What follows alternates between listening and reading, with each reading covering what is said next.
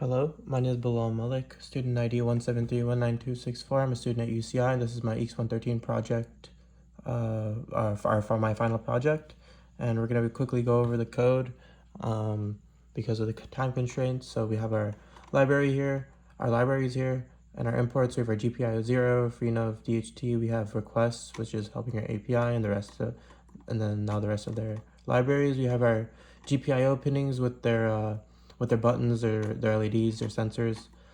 We have our temperature. We have some variables that we're going to use, like temperature and readings, which is just going to take the last three temperatures and we're going to average that. We have our fire alarm set to false, a couple other stuff.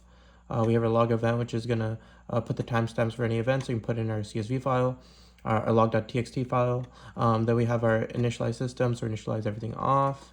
We have our motion monitor, so if the light's on, or if there's motion, then the light's on. If there's no motion, then the light's off, and obviously, if there's no fire alarm, that's all happening if there's no fire alarm.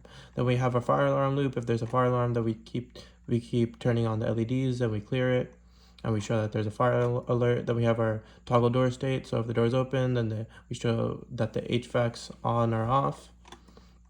Then we get our average temperature, so the average temperature is we have our Fahrenheit, our Fahrenheit conversion, and we get the average. Then we have our humidity, so we get it from our API. As you can see, my API key is over there. Then we have our increased temperature. You can go above 99. You can't go below 65. And we decrement or increment respectively. Then we have our motion monitor. So if the average temperature, we get our average temperature. If the weather index is above 90, then we're gonna set the fire alarm, and we turn it off if it's below 90.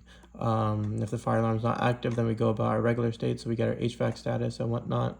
And then we also have our this is also our states for our HVAC system. So there's going to be heat if our desired temperature is above the current temperature, and there's going to be cooling if it's below.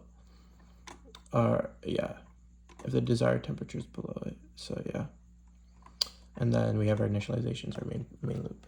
So now we're gonna go start off with the program. Assignment. So we're initializing.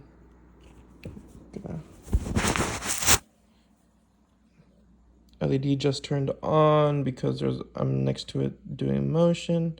I'll give an example of that in a second. As you can see, it's on. I'm gonna show you when it turns off. It's on for 10 seconds.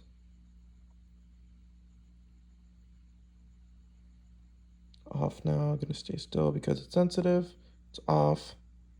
Now if I move my hand in front, you can see it says on, and we turned it on.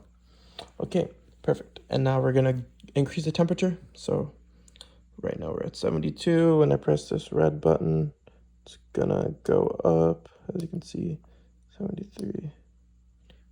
576.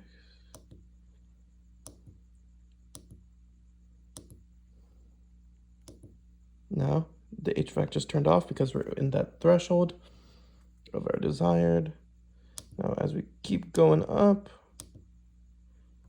see we're at 87, and look, the light turned on, and now it says we're in heat.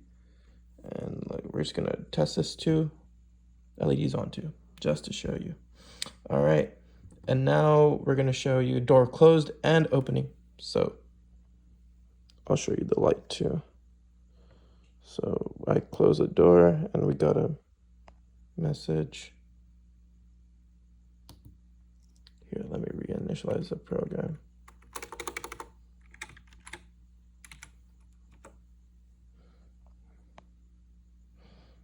So we have our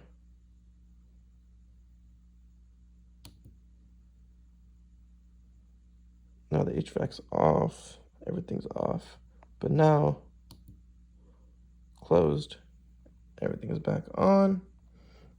And then we have our final test with the blow dryer to show that the fire alarm goes off.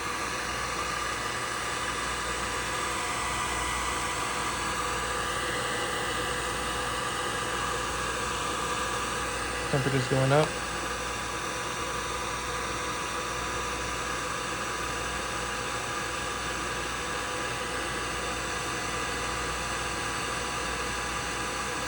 fire alarm, and our threshold was 85 because just for video purposes. Fire alarm, everything's blinking. Evacuate. Let's go. Now we are going to show you when the program ends. We're going to show you our CSV file, log.txt, and look at all those updates. 23. Yep, all those. Thank you for watching.